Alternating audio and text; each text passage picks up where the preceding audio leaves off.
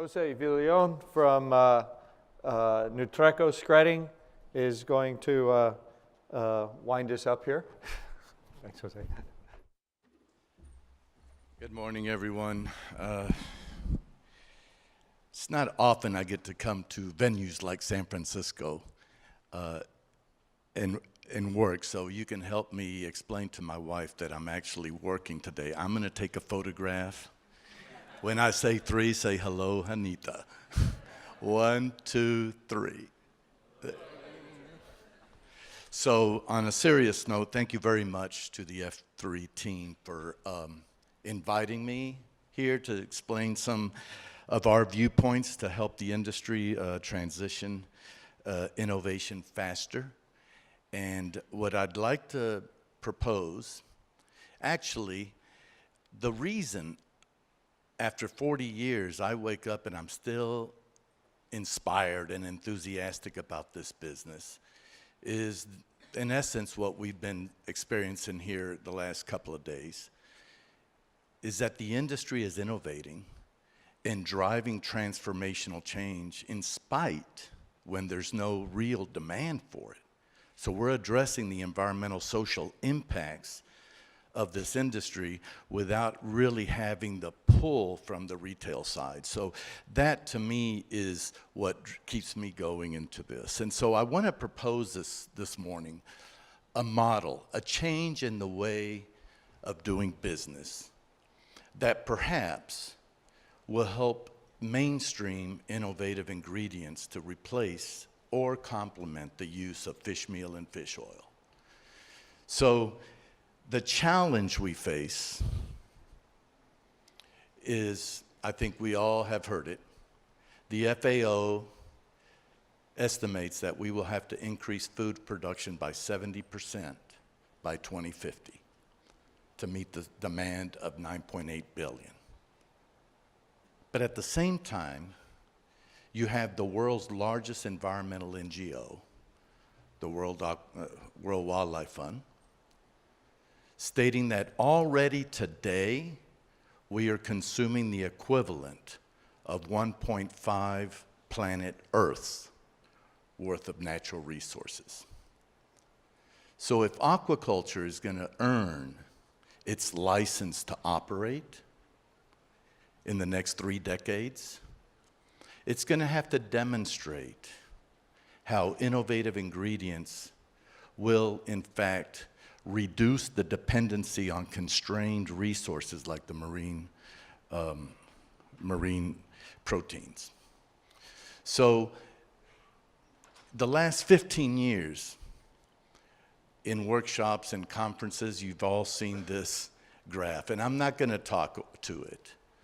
But the takeaway message that I'd like to leave you, or just kind of reinforce from yesterday's talks, is that White, Takan and Matian 2015 report estimating that aqua feed will have to have 87 million by 2025. And we noticed some of the papers yesterday that represents about a 15 to 20 million metric tons a year in protein ingredients. So there's room for everyone in this field. And when I look out in the audience and see so many suppliers of innovative ingredients, I don't see competitors. I really see potential partners to complement each other, because what the feed industry requires is a large basket of ingredients that we can pick and choose depending on availability and season. So I think many of you already know, maybe not Nutreco, but Shredding. That's our aquafeed company, 2 million metric tons a year of annual production for 65 species of cultured seafood. So when I look, I think that is the opportunity we have. And I think that the aquafeed industry and the suppliers, the supply chain, have done a great job in addressing the issues of replacing or reducing the dependency on constrained resources like marine sources. And so it's an opportunity to reduce, but it has collateral damage. So as you reduce your dependency on marine or forage fisheries and fish oil, you replace it with something else. And the soy industry really has stepped up to that plate. So it's allowing today fish-free feed by replacing with soy concentrates. But in some geographies around the world, that has negative impacts. So you have land conversion, deforestation maybe in South America, driven by some of these factors of the increased demand on wheat, corn, soy protein concentrates. So when the industry pivots to look for replacements to reduce some of that pressure, environmental pressure on those land conversion and biodiversity loss, then the short-term challenge becomes one of cost. So the proposal we want to present this morning is that we really need to change the way we do business. Because if we continue to sell fish as a commodity, it's going to be very difficult to be a first mover and to accelerate mainstreaming these innovative ingredients. And that's the proposal. The typical way of selling fish is you have the processor, exporter, sitting at the table with a food retail major buyer. And typically the conversation is about logistics, quality, surprisingly sometimes sustainability, but mainly it's about price point. And so that's business as usual.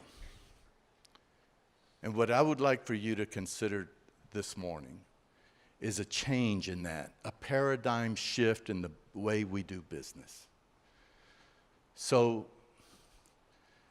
think about a scenario where the distributor, exporter, processor doesn't come to the retail buyer meeting by himself, but he brings the fish manufacturer, the fish farmer, which brings the feed manufacturer, whoever that is, which brings the innovative ingredient manufacturer. And then the conversation starts over there. And what we have seen, and I'll demonstrate it in my last slide, is that when you bring the entire value chain to the retail buyer meeting, two things happen.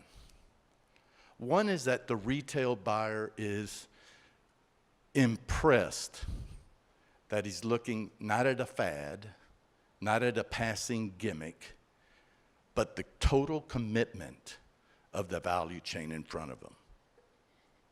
So that would be the soft benefit. And probably for the retailer, the most important is that the incremental cost of incorporating sometimes expensive, innovative ingredients. But when you share it across the value chain, it does not play a factor in the consumer's decision tree to buy that product. And that is something that we piloted last year with Veramaris oil that you heard the speech or the talk yesterday. And what we did was we put 1% of algae oil to replace 30% of the fish oil in the diet. And it actually had a higher EPA DHA content in the feed. And so the result, the value proposition to the food retailer had three components. One, it reduced the forage fishery, or forage fish dependency ratio, fish in, fish out, to less than 1. So effectively converting a carnivore and, the salmon into a net protein provider. 2 was we were able to increase the EPA, DHA in the fillet by 15%. So the heart health component was enhanced. And we heard yesterday that that tendency has been decreasing the last decade, and now it's enhanced. And thirdly, it was a 6% increase in cost to the final consumer. And that was well within the variation that buyers have to approve a purchase. And in Holland, where I'm coming from, at the food retail, a typical fillet of farm salmon for 200 or 250 grams costs €5. With this solution, the cost increase was €5.30. And it was just not an issue. So you can turn around the typical challenge of offering an ingredient to a feed manufacturer at an elevated cost into an opportunity by bringing the entire value chain to the conversation. And we tested this last year. We've done it again this year, and it works. And I would propose that we take a look at this as an industry-wide approach to mainstream innovative ingredients and accelerate it. It's going to happen.